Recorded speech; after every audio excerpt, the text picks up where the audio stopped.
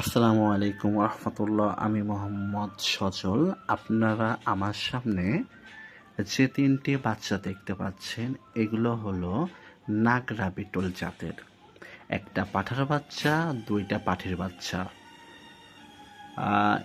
এ জাতের ছাগলগুলো মাশাল্লাহ অনেক হাইটফুল হয়, অনেক গ্রোথ সম্পন্ন হয়। প্রোডাকশন, দুধ উৎপাদন, মাংস সব দিক দিয়ে পারফেক্ট। এ জাতের ছাগল নিয়ে খামার করলে, আল্লাহ তাআলার হুকুম থাকলে ভালো ফলাফল আসার সম্ভাবনা থাকে। খামার করতে হলে সঠিকভাবে জাত নির্বাচন করতে হবে। সঠিকভাবে জাত নির্বাচন করে খামার করলে ইনশাল্লাহ লাভবান হওয়া যায়।